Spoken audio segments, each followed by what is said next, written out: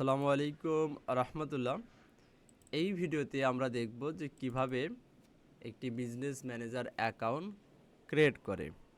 তো business manager account create করার জন্য আপনার আইডেন্টি কনফার্ম করা একটা ফেসবুক অ্যাকাউন্ট লাগবে। সেই অ্যাকাউন্টটা কম্পিউটারে আপনার কি থাকতে হবে, আপনার লগ ইন করা ইনফরমেশান লগ ইন করা অবস্থায় থাকতে হবে। এই যে দেখতে পাচ্ছেন আমি এই অ্যাকাউন্টের আইডেন্টি কনফার্মেশন করেছিলাম। এখন এই অ্যাকাউন্টের আপনার কি করব, এই অ্যাকাউন্ট থেকে আমরা বিজনেস ম্যানেজার অ্যাকাউন্ট ক্রিয়েট করব। এটা ক্রিয়েট করার জন্য আমাদের এখানে লিখতে হবে business.facebook.com/overview।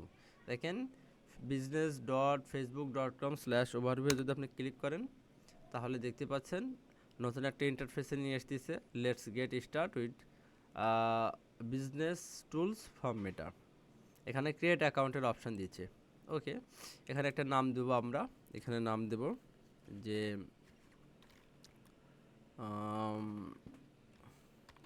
একাডেমি।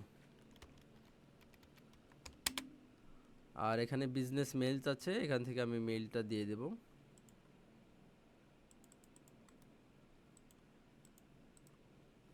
জাস্ট এখান থেকে আমি মেইলটা দিয়ে দিলাম। ওকে, সাবমিট করে দিলাম।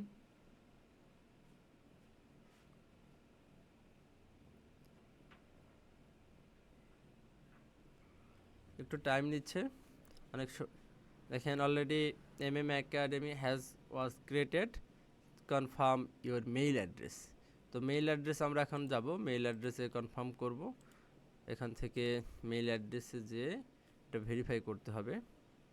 আমি জাস্ট এখান থেকে সোশ্যালে যাব, সোশ্যালে যাওয়ার পরে confirm your business mail. Okay, confirm now করে দিলাম। ঠিক আছে, কনফার্ম নাও করে দেওয়ার পরে নতুন একটা ড্যাশবোর্ডে নিয়ে আসতেছে।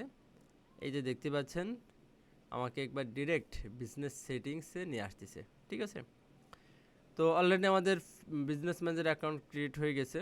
তো আমরা কিভাবে বিজনেস ম্যানেজার অ্যাকাউন্ট ক্রিয়েট করে সেটা জানলাম। এর পরের ভিডিওতে বিজনেস ম্যানেজারে কী কী ফাংশনালিটি আছে এই সব কিছু সম্পর্কে ইনশাল্লাহ জানবো। ততক্ষণ পর্যন্ত ভালো থাকবেন। আসসালামু আলাইকুম আ রহমতুল্লাহ।